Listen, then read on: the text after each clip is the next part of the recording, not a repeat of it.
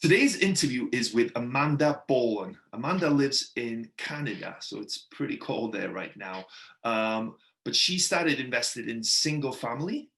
She also then started a land development deal and then is now investing in multifamily. So really cool story about how she did all of that and how she made it work and everything that went into that. So really, really interesting story. So stick around for all of that.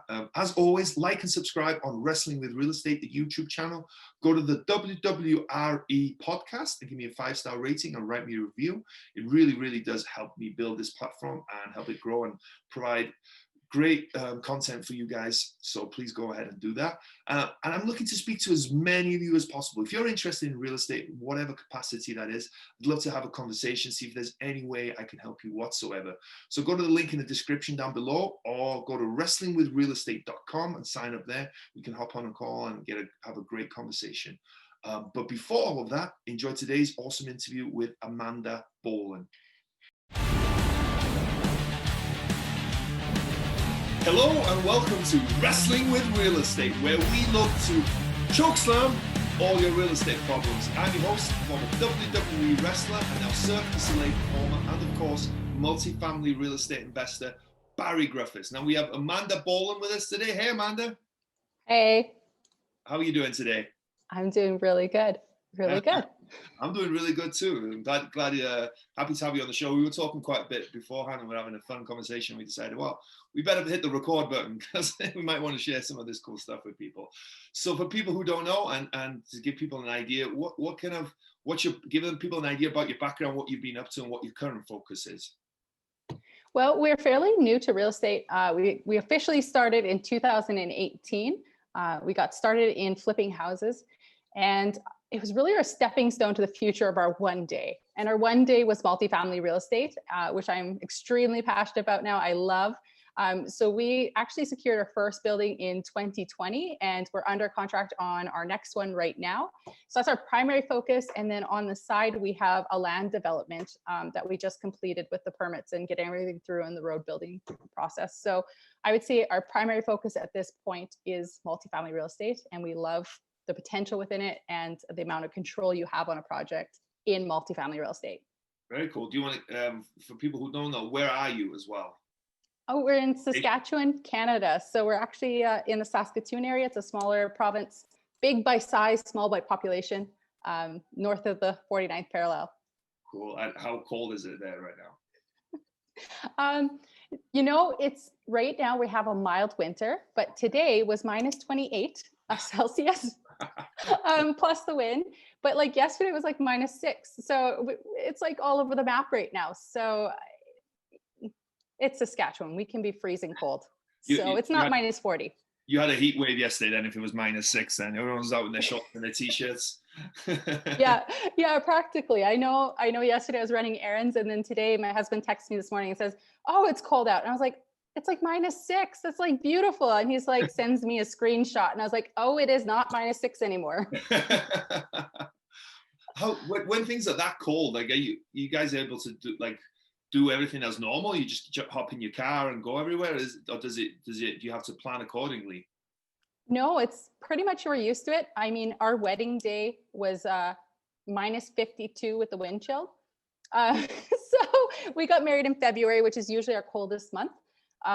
So honestly, life goes on. So you might have some issues, I guess, maybe if you have an older vehicle or something, but for the most part, you just keep your fuel full and you keep an emergency kit. And today, like, with the amount of traffic and travel, there's not really an issue. Like if you were to get an accident or, something happen on the road, there's always somebody in weather like that will stop and help like right away. So I don't know, life goes on. So there's construction still underway. They'll hoard in basements to pour foundations and stuff. That slows down in the wintertime, the basement pouring, but some do continue. I guess we're just used to it. We're a little bit odd here. Tougher. No, yeah, used to it and tough. I don't know about odd, just tougher, I guess. Like anything, okay, we'll go with that. Anything below 60 here in Vegas and we're freezing, So, it's minus 52. That's even hard to fathom, but that's really interesting.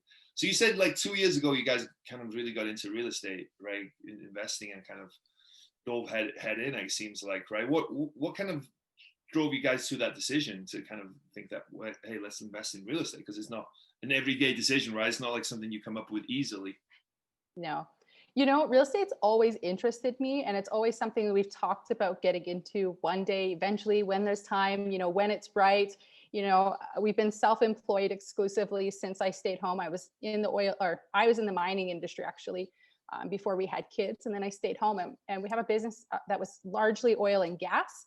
And up here in Canada, we had a really big slump with the oil and gas starting in about 2015. And we were fortunate enough to stay steady. And it kind of came to a head in 2018. Kirk was working on some projects, and basically we got a company that flaked out on us. And so what we were stuck was, we were in this position where he had worked like 3 months for this company, and we weren't going to get paid. And we weren't the only ones. There was multiple people involved in this whole scenario. And I was like, well, must be like, you know, we just volunteered for 3 months, and what do you do, kind of thing. Yeah. And so we were kind of a little bit like, woe is us, and I can't believe this happening, and I can't believe that they would do this to families. Like, it wasn't just us, you know, and what's going to come. And, you know, and we had enough flexibility that we could pivot and figure it out. There wasn't a whole lot coming up for more work for his line of work. And so we were just kind of stuck in this position where we could sit there and complain about what had happened to us, and like, I can't believe this company did this to our family, and now we have to sell and figure out and pivot. You know, we were okay, or we could do something. And so I was like, you know, we've been talking about doing a flip. We've been talking about doing whatever. And we analyzed and analyzed and analyzed for that one day moment when we'd finally jump off and start house flipping, or start in real estate to eventually get into rental properties. And so we made the decision that we would go and get a property. And so that was actually what gave us the motivation to get out. So we could either sit back and complain what just happened to us, or we could do something about it. And so that's actually where we jumped into our first flip, was like, we can sit here crying, or we can take responsibility and figure it out. Yeah. So that's what we did. Well, what was there a moment in particular? So obviously the whole situation kind of drove you to it, but you said that you guys were thinking about it, you know, trying to kind of almost get the courage to do it maybe, right? But was there a certain moment that made flick that switch? Because I think a lot of people get in that situation when they're like, okay, yeah, I want to invest in real estate. Real estate makes sense. Like, I love it, blah, blah, blah, everything about it. But they sit in that analysis paralysis almost, right? Or just like scared to take that action. Was there something that flipped that switch, or was it just, it was a Tuesday and you were like, okay, let's do it? It was literally that company flaking out on us. Like, he had worked exclusively for this one company. He's self-employed, so it was contract work for 3 months. And so our choice was to either do something or to try and figure it out. And we were banging on doors. And so, you know, we had almost pulled the trigger on 2 previous flips up to that point. And so we'd already like that analysis paralysis. And so it was literally just like out of necessity, like, we need to figure out something right now. This makes sense on paper. Like, we've learned what we need to learn. We've analyzed the numbers. We're already good at renovations and budgets. So if we take that and just put it into action, this should work out fine. And so we were able to find the right property. And so it was literally just that moment where we're like, we need a project. There's nothing in the oil and gas industry right now. We'll find our own project. And so that was our switch, was like a good kick in the butt. And I'm like, honestly, I'm so grateful that happened, because even the other day I said to Kirk, you know, that's only 2 years ago that this was. We probably wouldn't own our first multifamily at this point had we never had that moment of pressure to push us over the edge.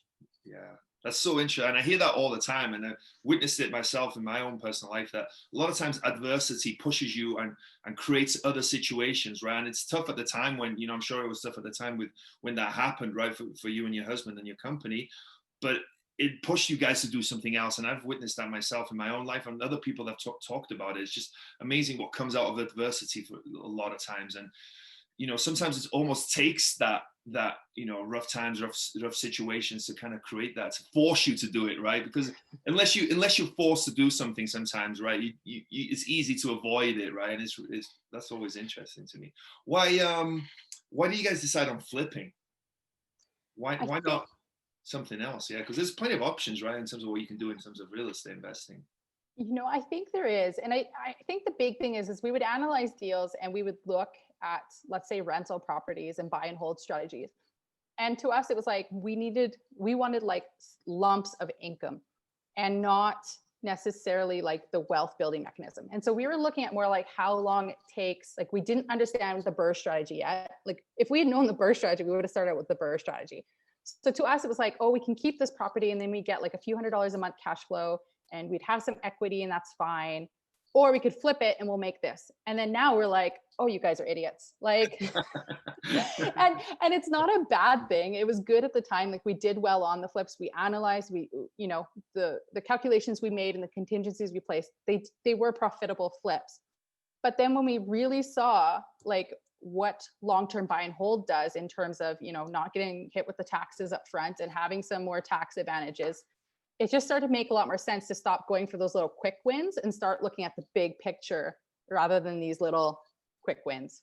Yeah, but I can understand why flipping would make sense at that time, because obviously you needed quick income, right? You needed to, that. So, and I guess the reason why too is like, I love design. I like making things pretty. I mean, I know it's beyond that for flips, but at the same time, it was something that was fun that we got to do. I don't know if my husband felt that way through the whole project as well. But at the same time, it came out that way, that it was something that did bring us something, like bringing new life into an old space. That's something that's given up on or everyone else didn't want anything to do with. And we're okay with that. So that was a large part too that drew us to flipping. I don't think I knew much about wholesaling or a lot of those creative strategies back then either. So to me, it was just like real estate investing was, either you're buying rental property or you're flipping, or like you're sitting on land and you're subdividing. Like I didn't see how many areas or how many options there were back then. Yeah. I think that's quite common though. You speak to people who are just starting out, who don't know much about real estate. When I tell people I'm in real estate, they think I'm an agent or I'm flipping, either or, right? That's the only two things that most people can understand. And it's not their fault. It's just about the information that's out there. How did that first flip go then?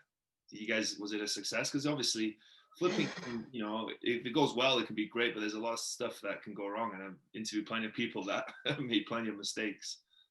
Yeah, the first property, it was really funny because I actually called to buy a different property. And then while I was on the phone, she said it was sold. And I was like, oh, like, no, it's right here. Like, are the conditions being lifted then right now? And she goes, literally right now, as we're speaking, the conditions are getting lifted. And I was like, oh, so as I was proving that it was still there, I saw this other property on the market and I was like, what is this? And I knew the price point for this area. And so I looked at this property and it was 30,000 less than what I was going to pay for this other property that I was trying to offer on. And I was like, what is this? And I thought it was actually listed in the wrong area. Like sometimes it'll show up on the map, but it's actually a completely different spot. And so I go Google search, like the Google Maps, and I was like, legitimately, this is the same area. It's actually there, the property. So I just told her right there on the phone, we'll take this property all cash, put like some condition in there because my husband doesn't know and he's sleeping right now. So the first property we bought sight unseen, but the price point we paid was basically the other property we were buying was lot value. And so this property we bought $30,000 below lot value. And I went to go see it because there was one of three things we were going to do. We were going to bulldoze the house and build new, like do an infill. It was zoned for a duplex. We were going to renovate it if the house was fixable. They told me the house wasn't fixable. So I was presuming we would just bulldoze the house. So we were going to do either build a new house, renovate the property if it turned out we could fix it, or we were just going to sell the lot to a developer. And so we basically went into it like that. So we bought the place sight unseen, essentially. And then we figured it out backwards. And I mean, we knew the numbers of the area very firmly to know we were buying it that much below what a bulldozed house is usually priced at. So when I went to go see it that weekend, it was a few hours away from where we live. I kind of went through and I was like, this house is actually fixable. And for me and where we were at, we needed a quick win. And so that's where we decided like this house was actually, rather than doing an infill that would probably take us upwards of 6 months in our market with the slowness of construction, a quick win, we could probably fix this up within a couple months and be done. And so that's the route we wound up going with. And my husband walked in the door of the house for the first time. It was after we owned it. And I had seen it already. I told him, yeah, we can fix this place up. He walks in, he was like, Amanda. And I was like, okay, so pause here. We haven't spent any money fixing the house yet. Okay. If you're that overwhelmed, we can walk away right now, bulldoze the house, and we're out a few $1,000s in time, kind of thing. But otherwise, I think this is fixable, and I have a pretty good background in construction. And so once the panic subsided and we looked through it, we walked through the place and just realized it was really, really disgusting.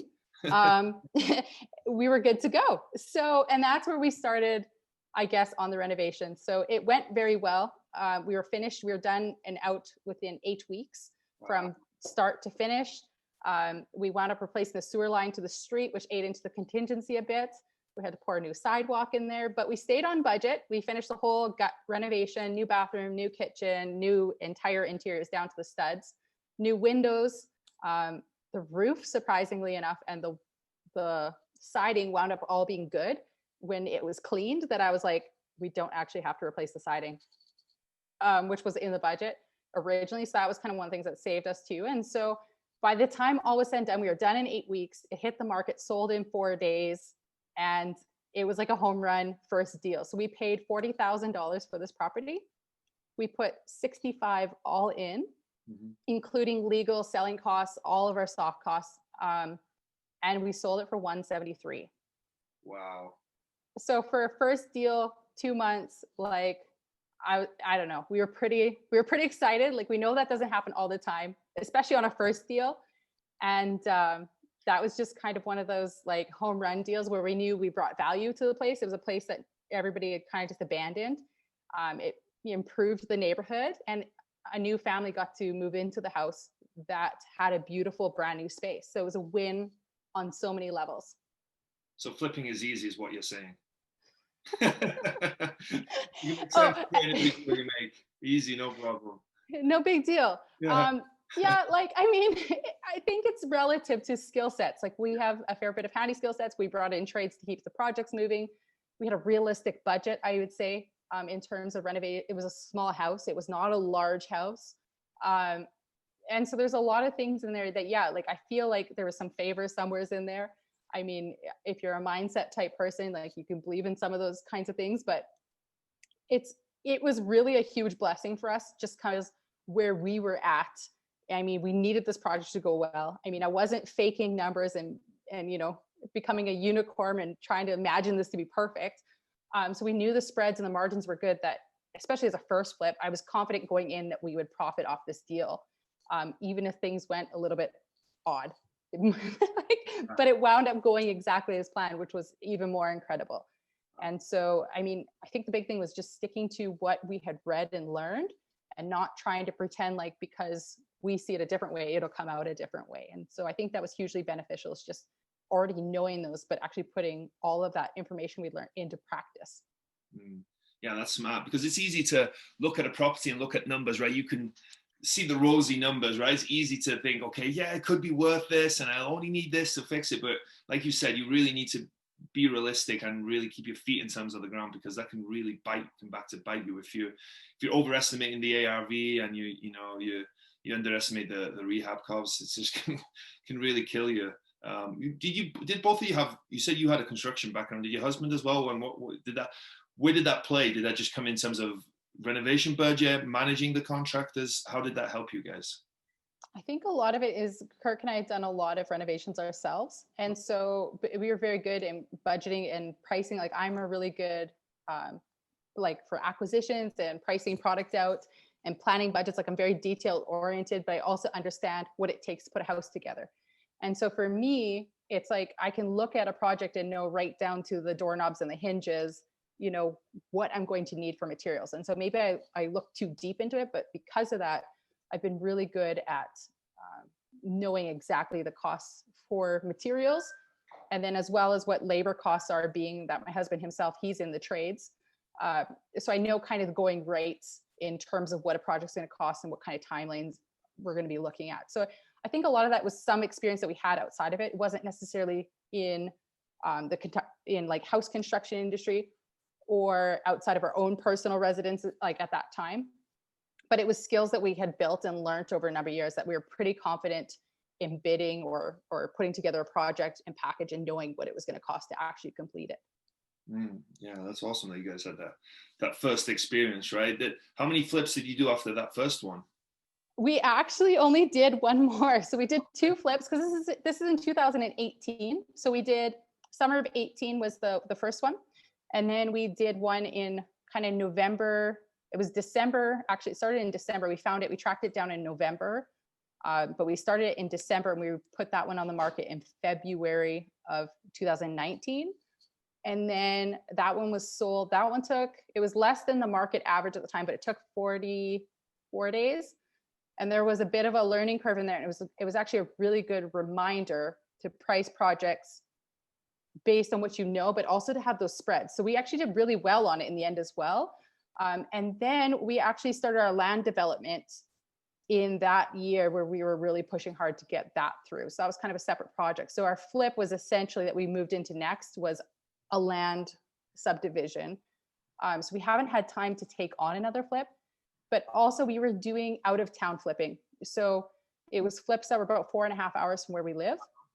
And so the big thing with that is in our area, I couldn't get the spreads that we could get elsewhere. But now at this point, we had 3 kids in school. And so it was getting a little bit more tricky to head down and take, even if you are bringing trades in, you still need to pop, or at least for us, we still need to pop in and do some things to push things along just in terms of small towns and trades. Yeah. So we've scaled back looking for a flip. And that's largely because in our current market, the spreads are so small. I'm going to spend 3 times on the house and we're going to make about half the profit. And so to me, that eats into your carrying costs and everything else. And there's just not a lot of wiggle room. So we did the 2 flips and then went straight into land development and then our multifamily. So in a span of a little under 2 years. Wow. So we've been kind of busy. Yeah, I would say so. But that's really interesting. I didn't realize that was 4.5 hours away. So it's to do it. So there's a few questions that rise. But one, how did you learn that market? How do you know that market? Because you said you knew what prices were in that area. You knew kind of what to expect. How do you learn that market? Because 4.5 hours away, you can't be there every week driving around getting to know the market, right? Yeah, I can't remember if it was Kiyosaki. It talks about having an unfair advantage, and so our unfair advantage was we'd actually lived in that market for 12. I was 12 years, my husband was 13 years. Okay. So we lived in that market. So we knew what the market needed. We knew where they were short and they needed, there wasn't new design happening. People wanted it. But what happened was when people renovated, they renovated for themselves. So it was rare that a renovated property came onto the market. So even though the market was softer, other flippers weren't interested in the market because they weren't from there. But they also didn't realize the chatter happening. And we knew that because a large part of our circle, we were well connected. It was a small community, under 12,000 people. And so we were well connected in that community from living there for so long that we knew what the market needed. And so we literally just gave them what they wanted. And so we were able to give something back. So that was kind of our unfair advantage, where other people might not know that if they're not from there and they're not investors. But being that we had spent so much time down there and we had relocated up to the Saskatoon area, to us, it just made sense to go back there. We have good connections. We know trades. We know people there already to get the job done. So it makes sense. We can't make it happen here, but we can make it down there. Let's make it happen. Yeah, that's awesome. And I love that you guys weren't scared to do that, because a lot of people are scared to kind of, not invest where they can be at the property every day, and it's understandable, right? But it just, as you guys have shown, right, and many people, other people as well, it doesn't need to be the case, right? You just live where you want and invest where it makes sense, right? I think that's a real estate guy's radio quote, but it just makes perfect sense. But how was managing the contractors then that far? Did you know the people personally, or okay, so that probably helped, right? A little bit. I guess we got to know them more through the project. So the first project, we worked with a plumber that was well known around town, and they just did were so amazing, over and above quality work. The electrician, we knew him personally. The drywall person, we actually got we hate drywall. Kirk and I will do a lot of work. We love finishing or doing stuff like that. We're okay with firing ourselves from different stuff to keep a project moving too, though. But drywall is one I hate. And so we need to find somebody. And that was actually one that I was really nervous about, because a good or bad drywall job will make or break a project. Nobody notices good drywall, but everybody notices when it looks terrible. And so we actually wound up with one. We interviewed, I think, 4 different guys, and then I checked out references. And this one guy, he was a little interesting. I think most drywallers are though. Like, but he had really good reviews, and honestly, him and his guys like knocked the project out so good that like even when I went in to check the ceiling before they put the texture, I was like walking in and just checking really quick, and I was like, honestly, like it's so smooth. Like, what do you think we should do here? And he was like, if you want to leave the ceiling smooth, we can. And I was like, oh, well, that will save us however much. Like I think it was like $500. It's like $500 I didn't have to spend because the ceilings were perfect. And usually in our market, that's an upcharge to have a smooth ceiling. So I was like, we'll just leave the ceiling smooth. We just got like an upgrade for less money. Like, you're amazing. So I guess I didn't feel the need to micromanage because the ones that we had were really good. And I was really grateful for that. So that's probably a big help, because I mean, if it was going sideways or you didn't have people to trust, it might be a little interesting if you're not there to oversee. But I even think with that, there's ways and methods, especially with technologies these days, to keep up and see what's going on and how the project is progressing. Yeah, interesting. What so you guys then ventured to a land deal, right? To land development deal. How do you like? So it's kind of crazy, right? So you start, yeah. What? How did that come about? So that's a bit of a side story. It's our personal residence, but what happened is I had this dream a long time ago that I would want to have this acreage community and little cul-de-sacs and just be like a beautiful neighborhood without it being like the city.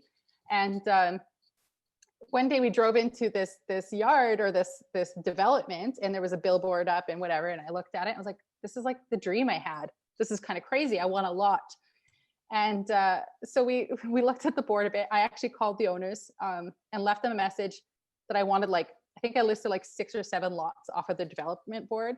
But the reason I had done that was because I didn't know if some of them were sold or spoken for. So I just like asked for a bunch of them. Well, they thought I was a developer. And so asked me if I wanted to buy the whole thing because they wanted to move. Yeah. And I was like, maybe. Like, I mean, this is like my dream here. Like, okay. And so basically, they were very upfront. They were having issues getting some of the things through, different stuff from the provincial government, different things in the approval process that were slowing things down. And so they were very upfront with where it was at. And so we made an agreement on the property because there was an existing house off on its own, plus the potential of developing the rest of the land. And so we basically came to an agreement with them that worked as a flip. So if we could never get the development through, if we could never go ahead with it, we could at least sell the house and be okay. Like, we're not going to be strapped to this thing and be regretting it. And so that's essentially how it came about. And we wound up buying the whole package, and we moved into the property. And then now we finally just got through all of the last hurdles with the development and getting our approvals. So we got our official letter in the mail. The road is built now. So that just got finished here in the last, I think it was right before the snowfall, actually. It was like, we got our videography in, and then like that was on the Friday, and Sunday, Monday, we had like this crazy blizzard that was like a record snowfall. And it was just crazy. So yes, we just got that done. So that's kind of how that came about, was like, it's a bit of a house hack scenario, where during this time that we've had the land, we've actually been farming the land that's going to be made into the parcels. And so that's kind of been our scenario where it covers our housing costs in the meantime. So we haven't had carrying costs as a result of waiting for this approval. And worst case scenario, we had an exit on the property if it wasn't working out for us. So that's kind of how that came about. It wasn't like, we're going to be land developers. It just was like, land developing makes sense if it can work out. That's fascinating. And you said you guys are farming the land. What do you mean by farming the land? Well, on paper, we are farmers. So technically, just like random. So I mentioned before, we have family that does farm about 25 minutes from where we are. So we do have access to equipment and stuff like that to farm the land. So we have 52 acres, which is not much land, to farm in the meantime. So it was cultivated acres is what it's called. And so we actually just put a crop in every year. So it keeps down the weeds, it keeps down any issues with the property, but it also creates another income source for us in the meantime while we're waiting to get everything through. So technically we're farmers. What kind of crop were you guys growing? I think we just alternated canola and wheat. So Wow. And you and your husband were doing that work yourself, or you outsourced that work? It was basically like the family farm equipment. So my husband would run it. I would say that I did, but I ran other equipment in my life, like dozers and loaders and rock trucks, but not combines and swathers and those kinds of things. So I would say I did, but I think I more sat and hung out. But it's not a big job for the little piece of land that we have. It's basically like one day at seeding, sorry, one day at seeding, and then there's an interim. There might be some spraying if needed, and then there's harvest. So it's not hugely time consuming where it's like, oh, this is such a drag. It's literally like 3 days a year that and not necessarily full days. So it's not bad. That's awesome. I love it. That's so cool. Like you said, you're using farming as a house hack, right? Rather than have, a duplex that someone lives in the other side, you have just a farm that you're farming. That's pretty cool. How many homes are you going to be able to build? How many lots are there to build on that? There'll be 15 lots total. So yeah, there'll be a number of lots. The first batch we'll have available is 7 lots, and then they're all 2.5 acre parcels. And then the next parcels will be anywhere from 2.5 to 6.25 acres for the last 8. So Kirk and I will sell some lots individually. We're talking about putting 2 houses up ourselves next year. So we probably won't do a flip, but we'll do like an infill or a new build basically on those lots and put them on the market. So it seems to be in fair demand. I mean, we hit just as the snow fell, and we already have quite a bit of interest. So we're hoping to lock up the first sales here in not too long, which we weren't planning till for spring. So we'll see what happens, because that's usually our building cycle. But yeah, so it's just starting to take off on that one. Wow, fascinating. And long term, do you guys want to live in that area that you've created, the neighborhood that you're building, or do you think it's just more of a build it and enjoy it and walk away from it? I guess we're kind of torn on that. Originally, we thought we would live in our house and then we'd build our dream home that we planned on building on one of those lots. But the yard that we have is really beautiful. It's really nice. Like it's very well landscaped, that the previous owners had done. So it's hard to say. I know actually, like, our actual goal would be to move south. I as much as I have lived here my whole life and I am accustomed to the cold, I'm the biggest sissy when it comes to cold. And so if I could move to somewhere in the southern US, we talk about being early snowbirders. So for us, I don't know if that's 5 years from now or if it's going to take us longer. Right now, we're thinking about 5 years. We would like to relocate south of the border. But for right now, we're here and we don't have plans to move quite yet. What a cool project, though. That's really interesting. Now you've transitioned again into, even though that project is ongoing, you've transitioned again into multifamily, right? Yes. So our first multifamily was here in spring of 2020, and we pulled conditions on it. Everything was finalized March 5th of 2020. Oh, wow. And the kids are in school and they're like all excited. And we had possession for the building April 1st of 2020. Okay. And so between March 5th and April 1st, I mean, that was a whirlwind nobody saw coming. And I know it gave me heart palpitations.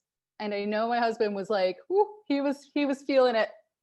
And I said to him, hon, like, the news is all saying like nobody's going to pay rent April 1st. And if they do pay April 1st, they're not paying May 1st. Like nobody's paying.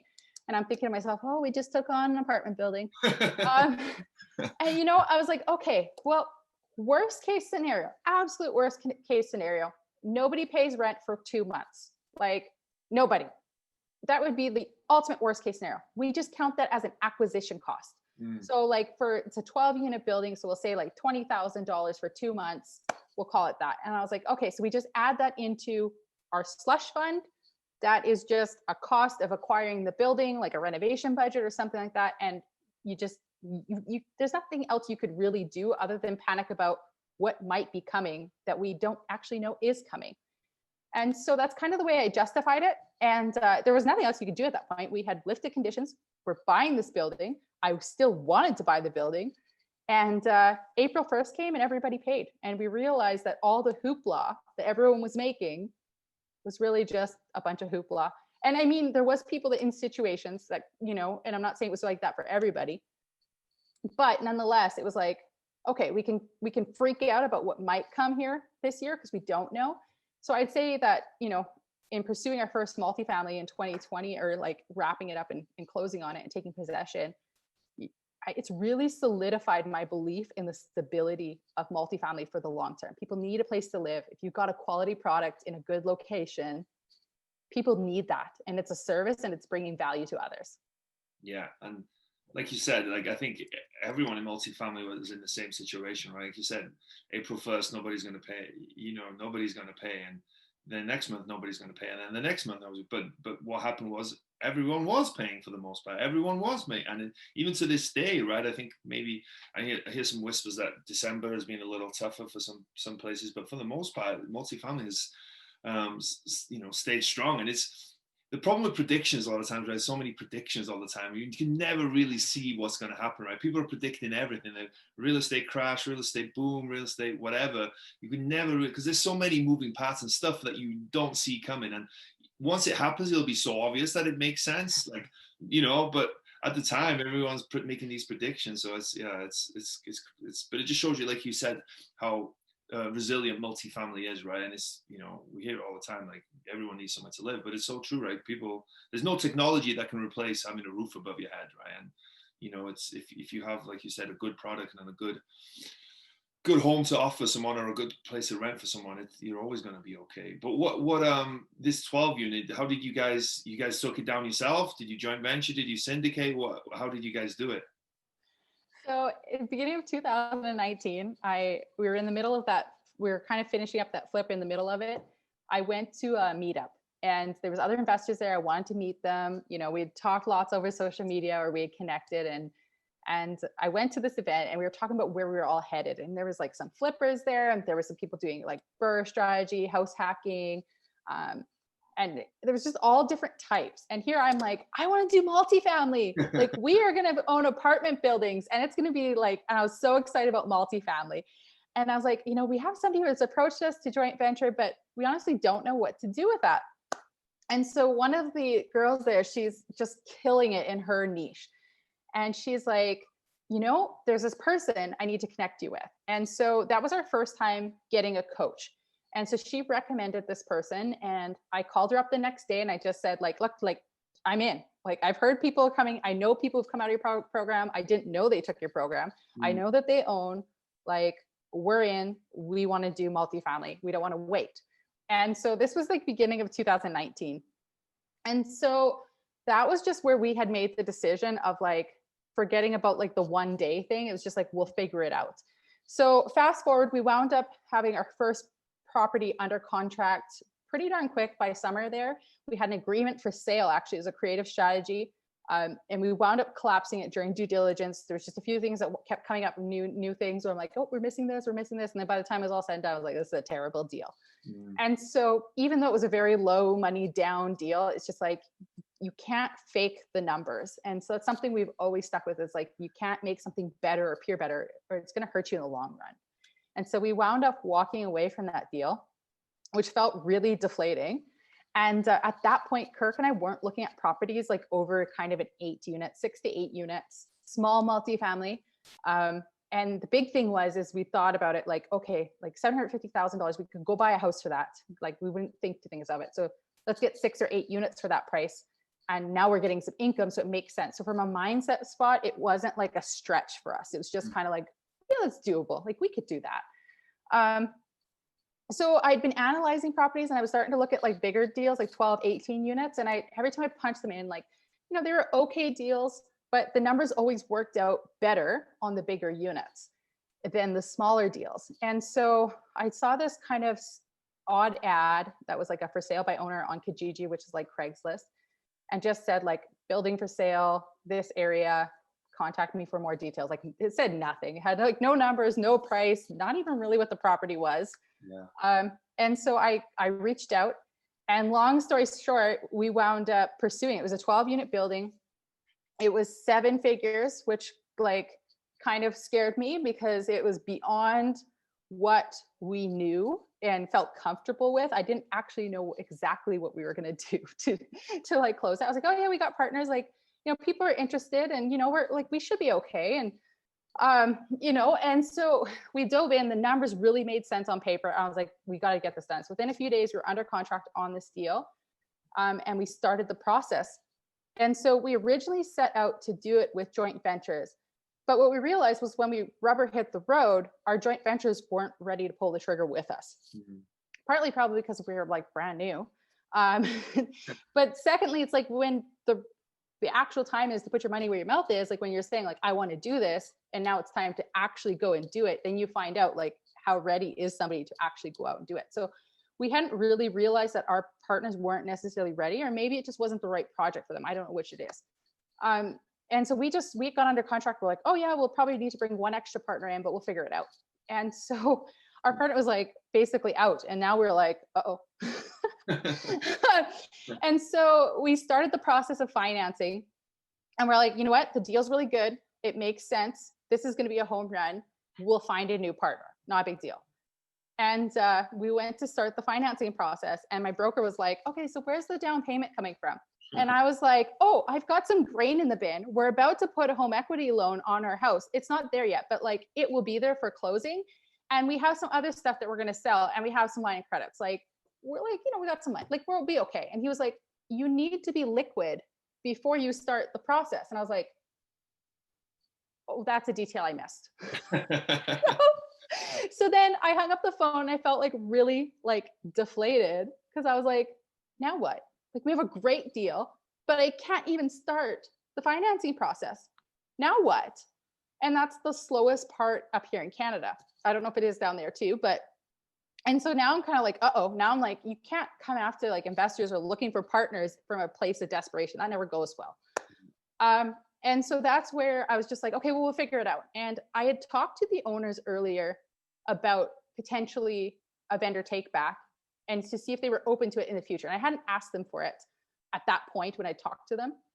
And so I hung up the phone, and I'm sitting there and I'm like kind of feeling deflated. And then I was like, wait, I wonder if a vendor take back would work. Like, the seller said they'd be open to it, and that they're okay with an equity or debt partner, even like a second mortgage. Like, they were okay with that. So I was like, So I picked up the phone, I called the sellers, and I asked them for the vendor take back. And she said she'd call me back, and she called me back and said, yep, we'll do it. And so I went the next day just to get the note, like a letter. It's kind of like it's not a letter of intent, it's something else, but it's a term sheet that kind of laid it out. So I take it over to the lawyer, and then they draw up the mortgage document for the second mortgage for closing. It's not done right away, but I had to have a parameter to take. But I also needed a signed sheet to give to my broker so we can get going. So we wound up doing that. So I think we were about a month out from putting our HELOC on our house, because we had to finish a renovation we were busy with on our own place. And the grain we didn't usually sell till spring. So like, same thing. I was like, we can't wait like 2 months to start the financing. And so basically I called my broker back the next day, and I was like, and it's go time. Like, we have this in the bank, and we have this on the paper that they're agreeing to. Are we good to go? And he's like, yeah. So it's kind of just like pivoting and figuring out. Yeah. So while we intended to go through with joint venture, we wound up creatively being able to do this whole deal. We did bring in one partner in who had committed with us, and so very small. So Kirk and I wound up owning 95% of that deal. When we had initially intended it to be like a 50-50 split, like we'll bring in money partners and we'll figure it out. But we were able to get a high ratio mortgage because there was some equity built into the deal already. And then combine that with the vendor take back. I think it was, we wound up putting 1.5% down on the deal, plus closing costs, obviously. But that wound up being a home run. Now, was that how we set out to buy the place? No, I just thought we'd buy this thing 25% down. We'd bring partners in, we'd figure it out, and it would be a home run. So never did I imagine our first deal coming together creatively to the extent that it did. And so we're 8 months in, and we love it. We absolutely love it. So you and your husband Kirk only had to put 1.5% down out of a possible 25%. Yes. Wow. And even with that, it's cash flowing great. It's still. Yeah. So what we found out was that what people say are rules are really just guidelines. And as long as the business makes sense, and the business model makes sense, and you got the cash flow and you have the exit strategy to pay out the debt over time, they're okay with it. And that was kind of one of the things that was an eye opener to me, that, you know, I was told you can never use more than a 10% vendor take back. We use 13.5%. You know, the type of financing we used in Canada, it's called Cmhc Financing. There's a commercial product for it. And they offer high LTV mortgages, but only if your building meets the parameters. You have to have good cash flow. Your building has to be fully occupied, and there has to be a need in the area. And so our building actually met it. And usually it's kind of 80 to 85%, but it's not a guaranteed 85%. They wound up agreeing to the full 85%. So we got 85% from the lender, and then we got 13.5% from the vendor take back, and then the remaining 1.5%. Like, I was like, I can't even buy a bungalow for this. I know, the down payment on a bungalow. Yeah. Real estate is easy, huh? You just do a flip, make a ton of money, buy a multifamily property, just put hardly any money down. It's that's awesome. Just keep Congratulations. going. That's cool. That's really cool. That's just shows, like you said, right, though, it just shows you, like, don't listen to what everyone tells you, right? You're going to get no's, and you're going to get people telling you can't do this, you can't do that, right? But if you want to make something happen, right, you can usually find a way, right? And it may not look like what you expect it to look, but if you're determined to make this work and you're going to succeed, that you'll find a way, right? It's not saying you'll either find a way, you'll find an excuse. Yes, and it's fully been our story. Like with multifamily, I mean, we're going after this next one, same thing. We're bringing equity partners in. This go around, there was a yes is a whole lot quicker. And the whole thing is like, I keep telling people, like, if I can make the deal better as we're going through it, absolutely, we're all going to get to like join in on the cheese. Like, that's not something that I'm going to be like, oh, because I mean, I want people to win alongside of us. And so like this next deal we're working on, same thing. It's like, this is kind of how it is. This is how it looks. It's a great deal out of the gate. I know it's going to get better. We'll see what we can make happen, but like, let's just keep working on it and massaging the little details so that you can make that good deal just a little bit better. Yeah. What, can you talk about, can you give any information about that deal? The new one? Yeah, the one that you guys are looking, maybe just the size. I don't know how much else. Yeah. We're under a contract on it, so I won't say like too much information, but at the same time, yeah, like it's 12 units again. Okay. It's newer construction, this one, which is really exciting. You know, we're getting it below appraisal. We had our appraisal come in. We just had our condition reports, stuff like that, all completed. So right now we're just working on the financing side, which is the slowest side.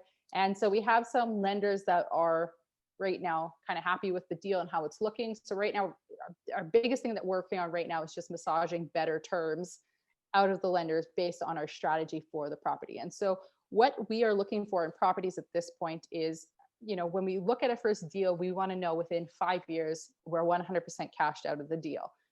That the building will cash flow at that point, that the initial money put into the deal is pulled out in order to snowball and keep going. So that's kind of my initial benchmark. But if I can find properties, when you get to the bigger properties, it's harder and harder to do the BRRRR strategy in a quick turnaround. Like financing is slower, the process of stabilizing a property is slower, but there can be really good returns for that still nonetheless, right? And so right now, this property, we're looking at a kind of a 1 to 2 year BRRRR strategy, which is a lot quicker. I thought it'd be 5 years and we'd be good, like on a conservative method. But we've really pinned down between our appraisal report and stuff like that, areas that we could fast track that quite a bit, in terms of we came in under appraisal for our agreed price.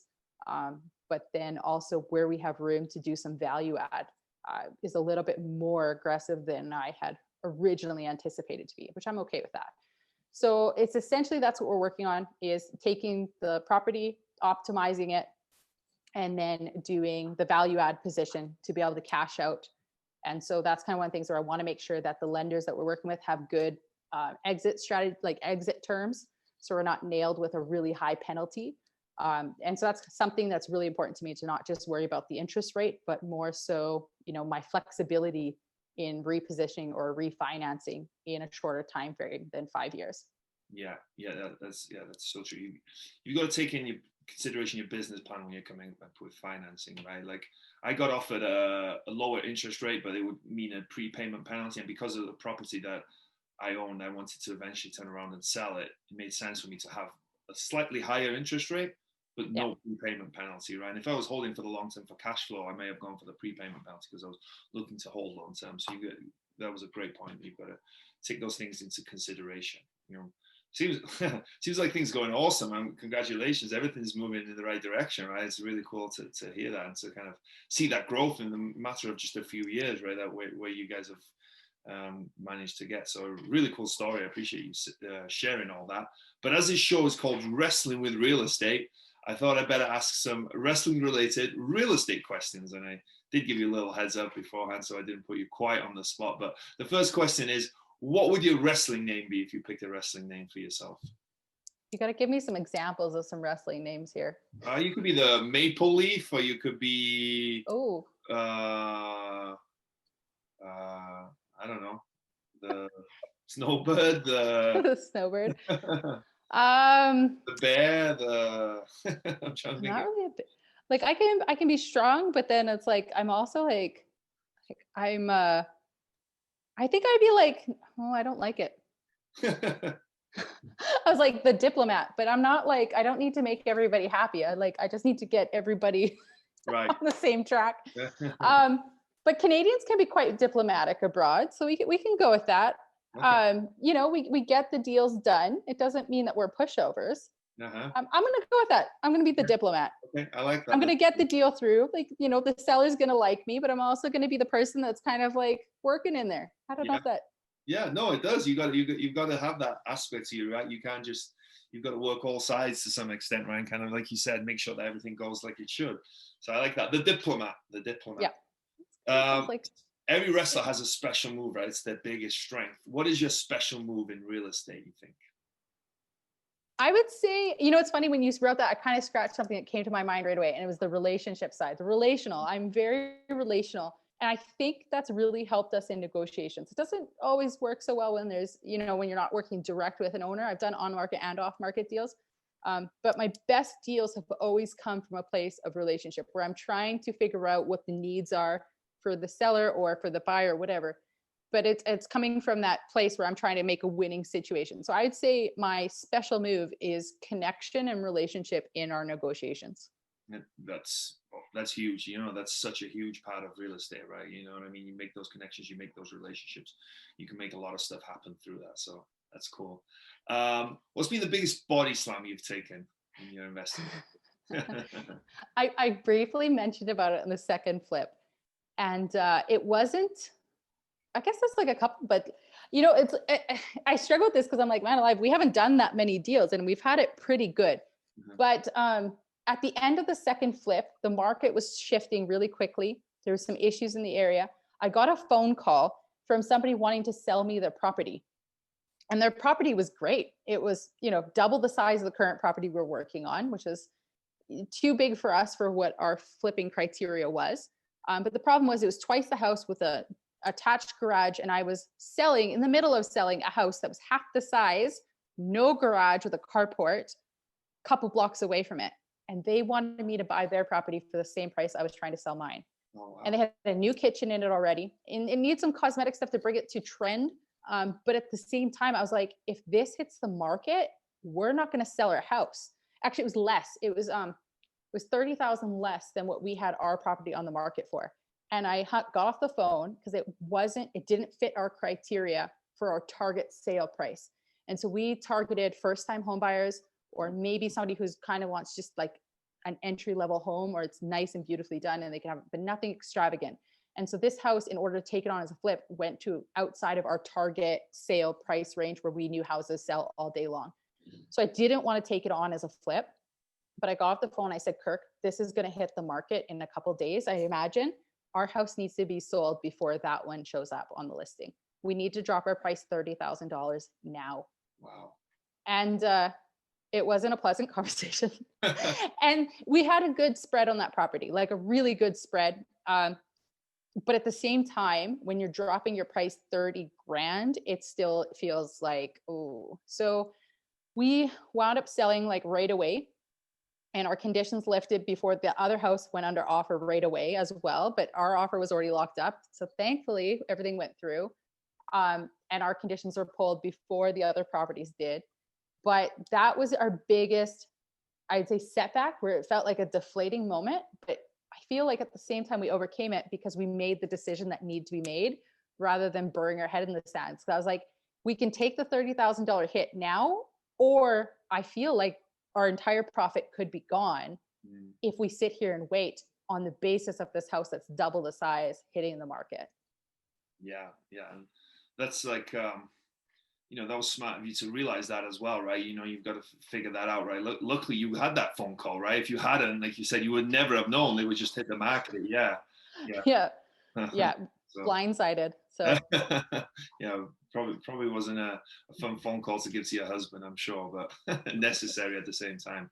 So was there a moment that you were standing on the top rope getting ready to jump, but you were too scared? What was it and how did you overcome it? Like 2 instances come to mind.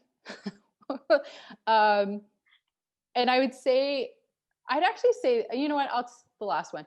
When we went to go pull the final conditions on the apartment building, I mean, there was no COVID, there was nothing yet. It was March 5th and everything was blissful in our world. There was some rumblings, but nobody was really paying attention.